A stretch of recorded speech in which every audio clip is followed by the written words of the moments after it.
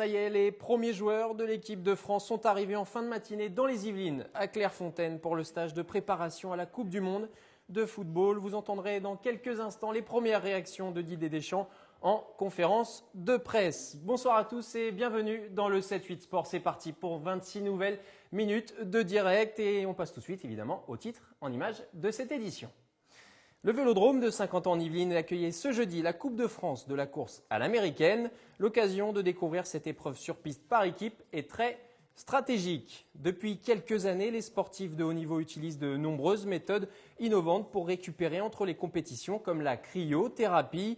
Nous avons suivi une séance cette semaine avec l'équipe de France de BMX et évidemment, comme d'habitude, en fin d'émission, tous les résultats du week-end. Mais je vous le disais, c'était la première image de cette émission. Les premiers joueurs de l'équipe de France sont arrivés aujourd'hui en fin de matinée à Clairefontaine. Ils sont 8 et jouent tous dans le championnat anglais, la Première Ligue. Et parmi eux, le gardien, évidemment, Hugo Lloris, ou encore le défenseur Mamadou Sakho.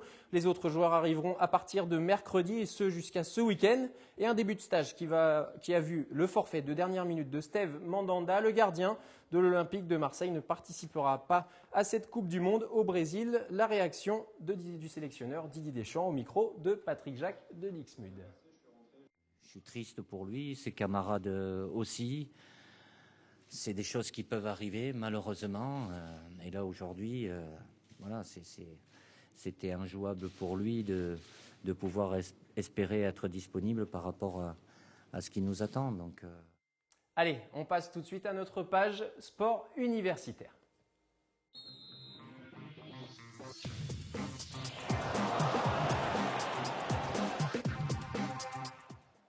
Ce samedi 24 mai, l'Université de Versailles-Saint-Quentin va participer pour la première fois au Challenge du monde des grandes écoles et universités, une compétition un petit peu à part entière. Dans le paysage sportif, on n'a pas l'habitude d'en voir de telle sorte. Et les hommes à la base de cette candidature sur Versailles-Saint-Quentin sont présents. Le président et le vice-président de l'association VSQ Sport and Work, pour ne pas faire de faute. Geoffrey Delmotte, le président, bonsoir à vous. Et vous êtes accompagné de Julien Denervaux, votre vice-président. Merci d'être là. Tous les deux, on parlera tout à l'heure évidemment à côté de vous. Il y a Annick Bouquet, maire adjointe de la ville de Versailles à la petite enfance pour parler de cette 5e édition des Olympiades du Vivre Ensemble. Alors on revient à ce sport universitaire. Vous allez donc participer à ce challenge. Expliquez-nous un peu le concept, Geoffrey. Alors le Challenge du monde des grandes écoles et des universités a lieu cette année dans sa 6e édition. Ça aura lieu au Stade Charletti à Paris, dans le 13e arrondissement. Et ça regroupe 80 équipes d'universités, de grandes écoles françaises et européennes qui se rencontrent dans un meeting d'athlétisme, dans un tournoi de football, avec un forum métier original dans une ambiance conviviale et décontractée. Il y a évidemment cet enjeu sportif. J'imagine que c'est ce qui vous a séduit un petit peu à la base de ce projet, Julien ? Oui, totalement. En plus de ce côté sportif, le côté humain qu'il y a derrière, pour souder les étudiants de l'université de Saint-Quentin, pouvoir revendiquer que nous sommes fiers de l'UVSQ. Et alors, comment s'est passée votre préparation sur ces quelques mois ? Je sais que le projet a vraiment été lancé depuis le mois de janvier, concrètement. Comment ça s'est passé tant au niveau physique qu'organisationnel, logistique, Geoffrey ? Au niveau organisation, nous avons assisté à la conférence de lancement du CDMGE qui a eu lieu le 16 janvier à la mairie de Paris. Et c'est à partir de cette date-là qu'on a tout mis en route. On a créé l'association puisqu'on est tout jeune, on a été créé au mois de janvier. Et ensuite, on est allé voir l'administration de l'université de Versailles-Saint-Quentin pour faire part du projet. On est allé voir la ville de Guyancourt pour avoir une infrastructure sportive qui est le gymnase des droits de l'homme sur Guyancourt. Et nous avons aussi démarché la communauté d'agglomération de Saint-Quentin-en-Yvelines pour qu'on puisse avoir une aide dans le cadre de ce projet. Et alors du coup, après, il y a évidemment la préparation physique puisque ça reste une épreuve et une compétition. Ce challenge, comment ça s'est passé derrière, Julien ? Vous vous êtes encadré de coach sur chaque activité, je pense à l'athlétisme, au football ? Oui, justement, des étudiants qui étaient volontaires pour participer au projet avec nous, plutôt axés sur le sport justement. Puisque nous, on s'occupait plus du côté logistique, organisation, ont permis d'avoir, un entraînement assez oui, cadré, voilà. Des sessions hebdomadaires, j'imagine, assez rigoureuses pour pas partir un petit peu dans tous les sens, peut-être ? Oui, voilà, c'est ça. Donc, c'est notamment le rôle d'Iris et d'Adrien qui sont chargés de l'athlétisme et du football. Et alors du coup, par exemple, pour vous deux, vous étiez footballeur, athlète auparavant, ou vous vous êtes lancé dans ces disciplines pour le challenge? Alors, pour ma part, je faisais pas de sport en club, mais je cours beaucoup. Donc, du coup, je participe aux 10 km le 24 mai. Et pour toi, Julien? Bah écoutez, non, moi je ne fais pas de sport, je fais beaucoup de sport plus jeune, notamment du handball, mais qui n'était pas proposé là. Très bien. Alors du coup, il va y avoir à peu près 7000 participants, hein. Il y a C'est ça. des facultés et des grandes écoles d'un peu partout en France, mais aussi en Europe. Et du coup, ça va être une belle fête du sport, mais aussi de la convivialité. C'est ça, on peut rencontrer en fait des étudiants qui viennent de différents horizons et j'en profite aussi que depuis le début, j'étais en relation très régulièrement avec Amir qui est à l'université d'Aix-Marseille et qui m'a donné quelques petits tuyaux parce que ça faisait la 4e fois lui qui participait avec sa fac. Donc voilà, s'il nous regarde, je lui fais un petit coucou. Et alors, du coup, par rapport à cette compétition, j'imagine qu'il va y avoir des objectifs sportifs. Envie de gagner un trophée parce qu'il y a des trophées un petit peu originaux, le trophée des meilleurs supporters, la meilleure mascotte. Il y a pas mal de petites choses qui tournent autour de la compétition à proprement parler. C'est quoi votre objectif prioritaire sur ce challenge, Julien? Côté, on va dire côté supporter, l'objectif c'est d'être les meilleurs supporters. Vous allez évoluer presque à la maison en plus, hein. Vous n'êtes pas très loin du stade Charletti. Exactement, et donc un petit objectif, on va dire personnel, c'est donc de battre Amir et ses équipes d'Aix-Marseille. La rivalité, on va dire parisienne, marseillaise est encore présente sur le challenge des universités. C'est Exactement. ça, tout à fait. Du coup, par rapport à cette organisation et à ce tournoi, j'imagine qu'il y avait aussi toute cette sensation de se dire on est fier d'appartenir à notre faculté. C'est ce que vous disiez un petit peu tout à l'heure. C'est quelque chose qui n'est pas très présent à l'université de Versailles-Saint-Quentin. Disons que de manière générale, quand on regarde les grandes écoles françaises, il y a un sentiment d'appartenance qui est très fort, alors que dans les universités françaises, et ça c'est peut-être dû aussi parce que c'est une structure qui est beaucoup plus grande, parce qu'il y a plusieurs sites, comme on voit là sur l'université de Versailles-Saint-Quentin, qui est sur plusieurs villes. Nous, on avait aussi envie de donner cette envie d'appartenir à l'université et d'être fier de la représenter dans un événement sportif qui est aussi fait pour ça. Oui, en plus, essayer peut-être de contrecarrer les oui-dire sur la faculté, les problèmes financiers qu'il y a en ce moment, ça permet peut-être de passer à autre chose. C'est ça, de passer outre et de montrer que malgré les problèmes dont on parle beaucoup en ce moment, il y a des étudiants qui sont là et qui sont fiers de représenter leur université vous serez presque, plus d'une quarantaine en tout cas, à représenter l'université de Versailles-Saint-Quentin ce week-end au stade Charletti. Oui, ça après c'est d'un point de vue athlète, footballeur et staff du CDMJ UVSQ. Voilà, après donc les supporters, on espère bien approcher plus de la centaine de personnes. Très bien, donc du coup, on se donne rendez-vous ce samedi 24 mai si vous voulez aller les supporter, nos étudiants de l'Université de Versailles-Saint-Quentin, à partir de 7h30. Il faudra se lever tôt au stade Charletti. Merci beaucoup à tous les deux d'être passés sur le 7-8 Sport. On suivra ça évidemment de près ce week-end. Le Vélodrome de 50 ans en Yvelines, j'en parlais dans les titres, accueillait ce jeudi la Coupe de France de la course à l'américaine. L'occasion de découvrir cette épreuve sur piste par équipe est très stratégique. Image de Jonathan Wingman. Au sein de ce peloton d'une quarantaine d'unités, Thomas Bouda et Brian Cocard sont évidemment les grands favoris de cette Coupe de France de l'américaine, avec au programme 160 tours de piste et des efforts intenses que le vice-champion olympique 2012 n'a plus ressenti depuis les championnats d'Europe Espoir l'été dernier. On tape jamais autant dedans que sur un vélodrome et sur une américaine principalement. C'est des efforts violents, difficiles. Et je pense qu'il n'y a rien de mieux pour progresser et vraiment ça fait vraiment beaucoup de bien. La course à l'américaine est une épreuve au point mais aussi de distance. Le but est de prendre des tours à l'adversaire. Les vainqueurs sont également partagés par les points acquis lors des sprints intermédiaires. Le champion du monde de l'Omnium 2014 sort d'un stage avec l'équipe de France sur piste et connaît la recette pour décrocher un nouveau titre. C'est encore plus stratégique parce que ça se fait vraiment à rien, parce qu'on est souvent plein d'équipes au même niveau. Et ça se joue à une attaque, à un demi-tour près, si on la place bien comme il faut.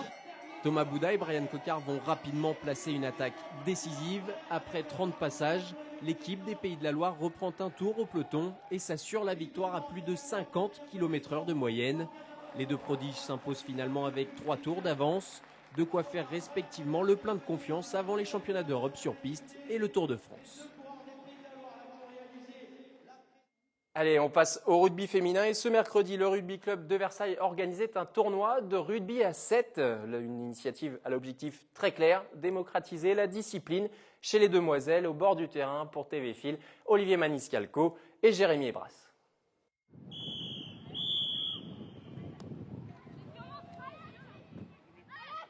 Nora a 15 ans. Grâce à l'association sportive de son collège, elle pratique le rugby depuis 2 ans et elle compte bien continuer. Le problème c'est que je passe au lycée, donc après il n'y aura plus de rugby, mais j'aimerais bien faire en club, ouais, ça serait cool. Problème pour Nora, trouver un club sera difficile. À partir de 15 ans, les jeunes filles ne sont plus incorporées aux équipes de garçons et trouver une équipe féminine est compliqué. À la fin de la saison 2013, la Fédération française de rugby ne comptait qu'11 500 licences, loin des 266 000 licences masculines. Organisé par le Rugby Club de Versailles, ce tournoi opposait des jeunes Yvelinoises. Toutes pratiquent le rugby grâce à leur collège. Elles sont donc encore en train de découvrir et d'apprendre ce sport. L'enjeu de la compétition est même ailleurs que dans la victoire. Le principe en fait est de développer le rugby féminin, donc au travers des catégories qui sont actuellement au collège, donc les moins de 13 ans, des moins de 15 ans, donc de 11 à 15 ans, et de permettre aux associations sportives de collège de se rencontrer au sein du département, de faire des compétitions. Le rugby est souvent présenté comme un sport d'hommes, un cliché qu'il faut battre en brèche, selon Nicolas Loubard. Les filles prennent du plaisir à jouer à ce jeu, qui est un jeu d'affrontement, d'évitement, et qui est aussi intellectuel dans la réflexion du jeu. Donc en fait, il y a un réel plaisir. Et en août prochain, le rugby féminin va bénéficier d'une formidable publicité, puisque la France va accueillir la Coupe du Monde. Après la victoire des Bleus dans le tournoi des 6 nations, c'est une occasion en or pour poursuivre le développement de la discipline, car ces jeunes filles ne rêvent que d'une chose, continuer à marquer des essais. Allez, on passe à la 5e édition des Olympiades de Versailles.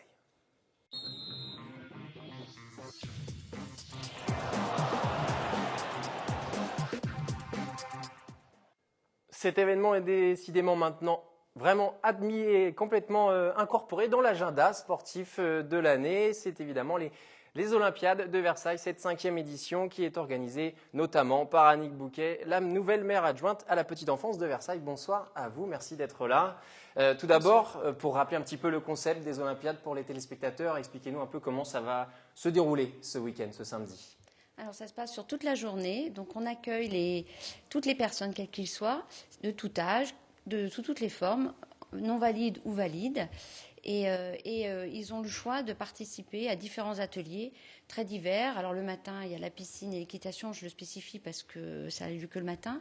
Mais il y a de l'escalade, il y a de la ligue du judo, il va y avoir aussi un parcours en ville. Enfin, il y a du tir à l'arc, il y a de la pétanque. Il y a vraiment beaucoup, beaucoup d'ateliers. Voilà. L'objectif de ces Olympiades, il faut le rappeler, c'est évidemment de mixer un petit peu, mélanger les sportifs valides et les sportifs non valides, qu'on puisse pratiquer un sport tous ensemble. Et c'est surtout, j'ai envie de dire justement, c'est le nom de l'association, c'est le vivre ensemble, parce que je suis convaincue qu'à travers cette différence, on va apprendre à vivre ensemble, parce que vivre ensemble, c'est justement le respect de la différence, c'est la bienveillance, c'est s'adapter à l'autre. Et donc cette journée est importante. Et il y a quelque chose d'assez curieux dans l'histoire de ces Olympiades, c'est qu'en fin de compte, elles ont pris un peu naissance il y a fort longtemps, puisque ça a été d'abord une première idée sur la ville de Versailles dans les années 70 d'un ancien maire adjoint, je crois, c'est ça ? Voilà, il y a eu M. Borotra avec le professeur Lejeune qui avait fait des ateliers un peu sportifs pour les gens, pour les personnes sous forme de handicap, plus particulièrement la trisomie. Voilà. Et donc on a repris l'idée il y a 5 ans. Et on a décidé justement parce que moi je fais partie d'une association qui s'appelle Dune d'Espoir et je me suis rendu compte que j'avais l'impression de partir pour faire une BA et en fait non, je recevais beaucoup plus grâce à ces personnes non valides. Et du coup, en 2014, l'objectif de cette Olympiade, c'est aussi peut-être de favoriser l'insertion des personnes handicapées et notamment dans le sport avec tous ces ateliers. Exactement, de ce que les associations sportives valides se rendent compte qu'elles peuvent intégrer des personnes handicapées au sein de leur sport. Vous estimez qu'il y a encore un peu trop d'exclusion de ces sportifs non valides par rapport à des clubs qui ne sont pas encore équipés ou qui n'ont pas encore l'expérience de ce genre de situation ? Alors l'exclusion, je pourrais dire qu'elle est dans les deux sens. Ce n'est pas seulement les associations sportives valides, mais c'est aussi les non valides qui pensent que tel et tel sport n'est pas fait pour eux. Et cette journée va leur montrer que c'est tout à fait possible. Alors depuis 5 ans, ça a dû faire un peu changer les mentalités parce qu'on sait qu'il y a de plus en plus de succès auprès de ces Olympiades. Vous attendez près de 1000 participants cette année. Du coup, est-ce que vous voyez justement les changements, peut-être des partenariats se tisser entre des clubs et puis d'autres associations ? Oui, il y a des associations qui sont plus ou plus ouvertes à intégrer justement le handicap. Ça, c'est dans la ville de Versailles, je peux le souligner, oui. Et par rapport à d'autres partenariats que vous êtes en train de signer, je crois, il y a des choses qui commencent à évoluer aussi. Je pense aussi que dans le handicap, on se rend compte que le sport est très important et de plus en plus important. Donc c'est vrai que j'ai signé des conventions avec l'hôpital Bullion, avec Plaisir, avec Richebourg, mais ou même de handicap mental, tout le monde s'est rendu compte de l'importance du sport. Et grâce à cette journée, est-ce que justement il y a des personnes handicapées qui viennent, qui découvrent un sport et puis qui s'inscrivent et se disent « Ah, en fin de compte, je peux aussi faire du football », ce qu'on appelle le cécifoot par exemple pour les personnes non-voyantes ou du hand-fauteuil ou autre chose, de l'escalade, tout est jouable ? Tout est jouable, exactement, tout est jouable. Alors je ne suis pas chaque personne, mais c'est vraiment pour sensibiliser dans tous les sens. Mais aussi sensibiliser les valides, de se dire que c'est justement l'aventure humaine, c'est dans la différence qu'elle se trouve. Et alors, il va y avoir un parrain un petit peu particulier cette année, que l'on connaît bien, TV Fil, c'est Yohan Kiou, l'espoir du tennis fauteuil français, qui est rambolitain aussi également. Exactement. Et ça, c'est un parrain qui sera là, en tout cas présent, toute la journée, je crois. Toute la journée. Alors, on a vraiment cette chance, parce que c'est un jeune homme formidable, qui en fait est devenu, on va dire, non valide suite à une maladie très grave, le cancer. Il a été donc subi une amputation. Et il a découvert le sport tardivement, le tennis, et en fait il fait de la compétition en fauteuil depuis 2008 et comme il dit, je pense que le sport l'a appris à se dépasser, et le but à l'heure actuelle c'est d'aller au sport handisport, au sport olympique. Oui, il veut aller, son Rio. objectif c'est les Jeux Olympiques de Rio 2016. Qu'il atteindra. Et pour lui c'est important l'entraide, le respect de la différence, et de dire à tout le monde, vous voyez, j'ai eu un handicap mais ça ne m'empêche pas d'aller là où je veux. Très bien, donc on se donne rendez-vous au stade Montboron, comme d'habitude, et puis un petit peu partout dans la ville pour les différentes animations à partir de 9h. Avec grand plaisir. On vous Merci beaucoup, tous. Annick Bouquet, d'être passée sur le plateau du 7-8 Sport. Depuis quelques années, les sportifs de haut niveau utilisent de nombreuses méthodes innovantes pour récupérer entre les compétitions, comme la cryothérapie. Un entrepreneur, Énie Montin, a lancé une unité mobile. Nous avons suivi une séance avec Élodie Moine. C'est une grande première pour Quentin Caléron. Pour effacer quelques douleurs musculaires avant une étape de Coupe du Monde, le leader de la Coupe de France de BMX entre dans cette cabine remplie d'azote dont le thermomètre avoisine les moins 140 degrés. En l'espace de 3 minutes, le corps humain subit une telle chute de température cutanée qu'elle permet de régénérer les cellules de l'organisme. On se sent assez bien tout de suite. Après, c'est vrai que à l'intérieur, il fait vraiment froid, donc c'est un peu bizarre, c'est la première fois que je le fais. Après, j'ai une Coupe du Monde ce week-end, donc on va voir ce que ça donne. Déjà cet après-midi, voir un petit peu les effets. Avec l'enchaînement des matchs et des compétitions, l'aspect récupération occupe désormais une place de choix dans le planning des sportifs de haut niveau. Si les sports les plus populaires sont désormais habitués à la cryothérapie, d'autres disciplines comme le triathlon ou le BMX commencent tout juste à s'y intéresser. On supporte beaucoup mieux les impacts, et après un match, comme ils ont des bleus, énormément de bleus, en traumatologie et en antidémateux, c'est vraiment très très bien. Ils dorment beaucoup mieux après. Depuis 2011, ce camion permet à cet entrepreneur Énie Montin de suivre des équipes professionnelles sur le Tour de France ou encore le rugby club toulonnais. Une unité mobile dont le budget s'élève à 130 000 €.